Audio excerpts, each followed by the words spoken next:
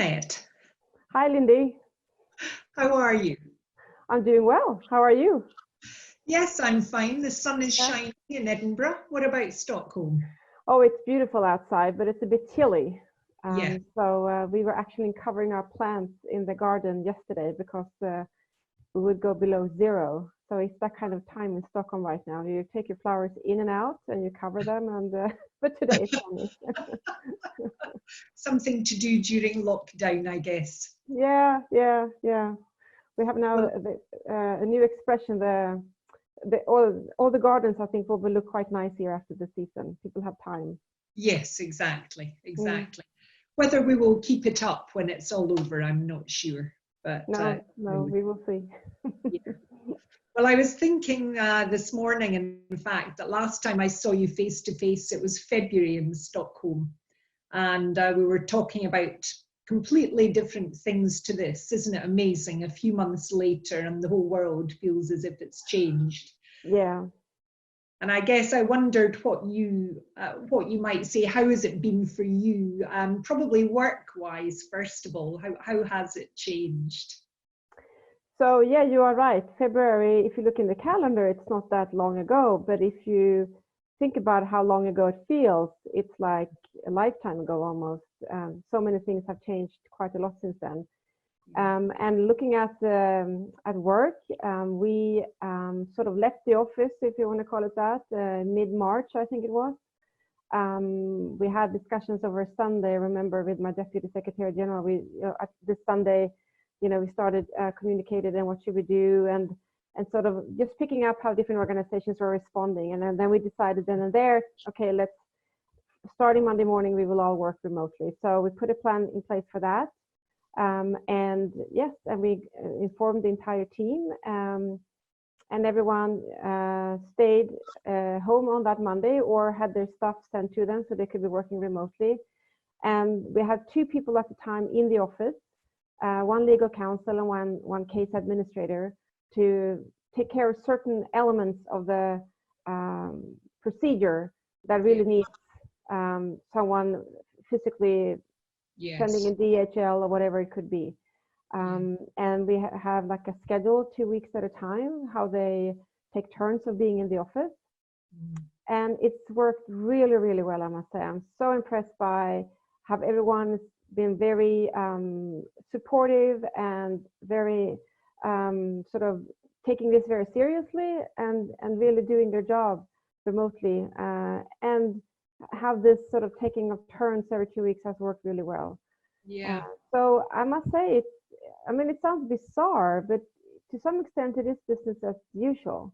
Now, of course, for other reasons or in other aspects of the work, nothing is the same. When it comes to sort of managing the procedures and having cases moving forward, from our perspective, it is business as usual. So that's quite inspiring in a strange way. How we were able to do this, and how others have been able to do this as well around us. Yeah, I think our capacity to adapt has been amazing. And far more than I would have imagined. I think maybe we were very similar to you in 39 Essex, and there may have been a few who struggled with the concept, but I am absolutely stunned at how well it has gone.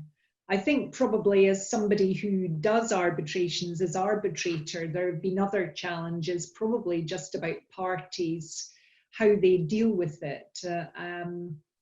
Because that's an even more unknown, I guess. We're sort of used to being able to work from home. We know how to deal with that, but stepping onto the online thing wholesale is something quite different.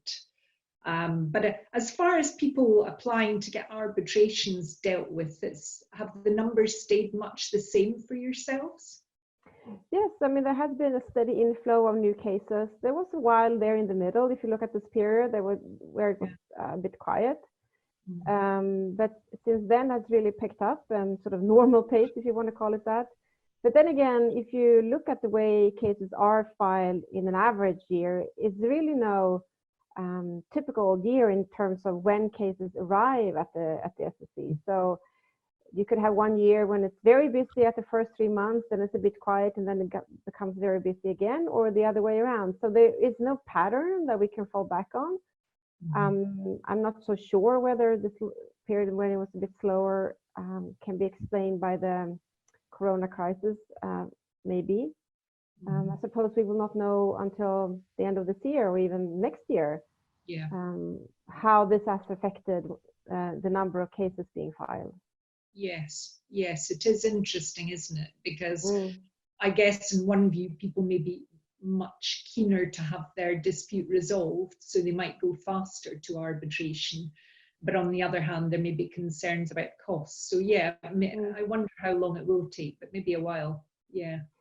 And I do think what we have seen in previous years when there has been a downturn in the economy, and certainly this is what we're experiencing right now in a very large scale, is that you will, if you have lower economic activities, in the end, you will have fewer disputes. I think that's sort of because you have fewer contracts, you have fewer deals being struck, you have fewer new engagements coming in when it comes to forming new contracts.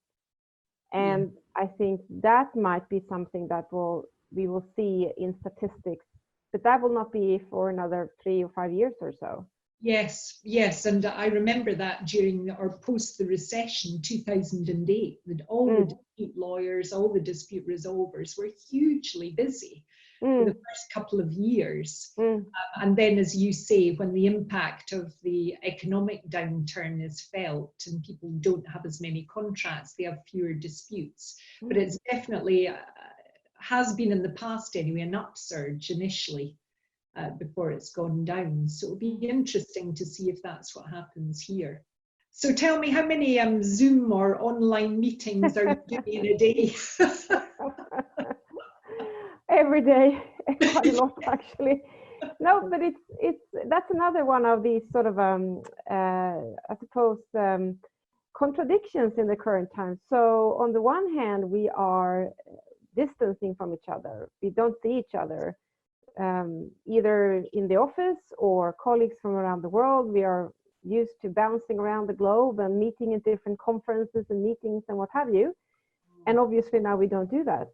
So in that sense, we are very much far apart. But on the other hand, we talk, we Zoom, we video chat in other means, and we see each other almost even more intensely, I would say. You know, we check up on each other within the community. I find that it's very encouraging.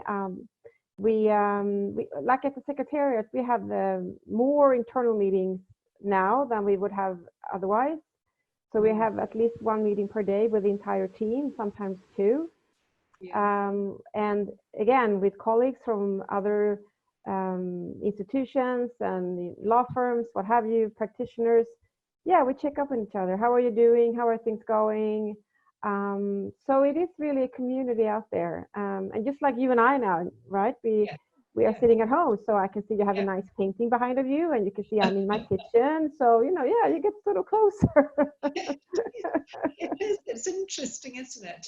I was trying to work out how many different platforms I'd been on, which I think must be about 5 different ones. So once you sort of get to grips with all of these, it comes quite naturally, but I think, I don't know if I've said to you, but I think I did 9 hours wow. One last week, because I'd agreed to interview people to go onto a list of domestic adjudicators in the UK. So we'd slotted in quite a number of people who, of course, were all available for the interviews. And that felt like a really long haul. It would have been a hard day anyway if it had been face to face. But at the end of that, I thought, maybe 9 hours is a bit too long. But do you find sort of it takes more energy to have these kind of meetings than if you are in the same room? Is that your experience?